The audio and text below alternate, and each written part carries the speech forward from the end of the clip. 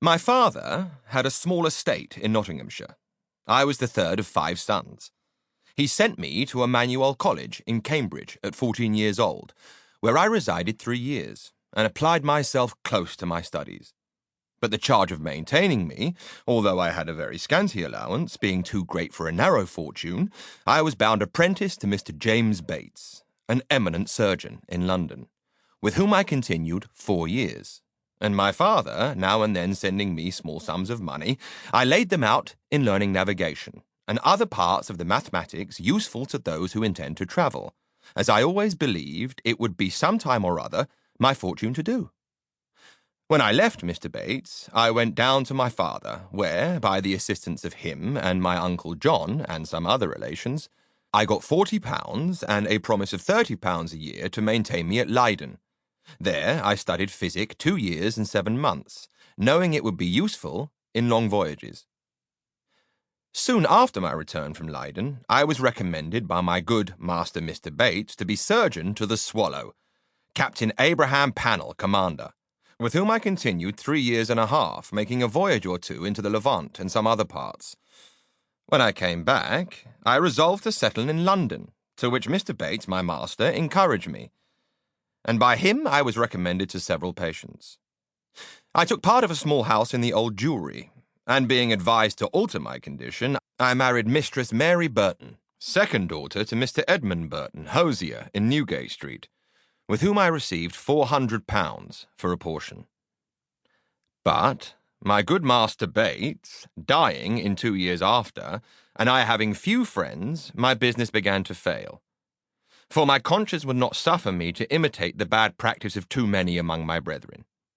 Having therefore consulted with my wife and some of my acquaintance, I determined to go again to sea.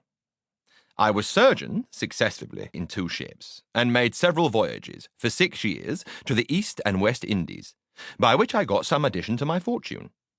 My hours of leisure I spent in reading the best authors, ancient and modern, being always provided with a good number of books, and when I was ashore, in observing the manners and dispositions of the people, as well as learning their language, wherein I had a great facility by the strength of my memory. The last of these voyages not proving very fortunate, I grew weary of the sea, and intended to stay at home with my wife and family. I removed from the Old Jewry to Fetter Lane, and from thence to Wapping, hoping to get business amongst the sailors. But it would not turn to account. After 3 years' expectation that things would mend, I accepted an advantageous offer from Captain Willard Pritchard, master of the Antelope, who was making a voyage to the South Sea. We set sail from Bristol, May 4th, 1699, and our voyage at first was very prosperous.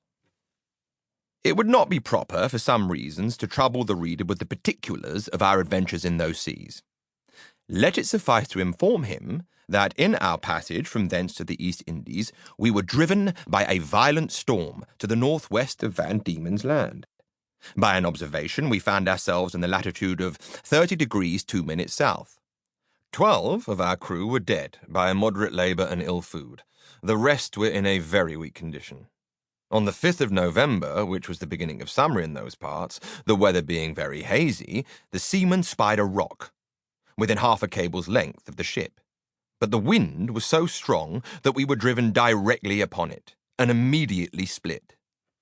6 of the crew, of whom I was one, having let down the boat into the sea, made a shift to get clear of the ship and the rock. We rowed, by my computation, about 3 leagues, till we were able to work no longer, being already spent from labour while we were in the ship.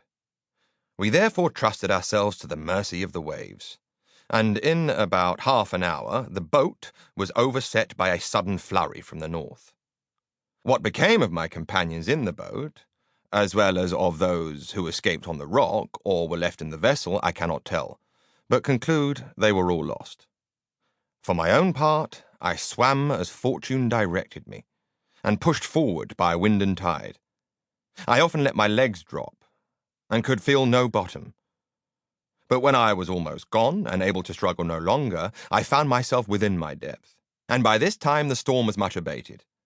The declivity was so small that I walked near a mile before I got to shore, which I conjectured was about 8 o'clock in the evening. I then advanced forward, near 1/2 mile, but could not discover any sign of houses or inhabitants. At least I was in so weak a condition that I did not observe them.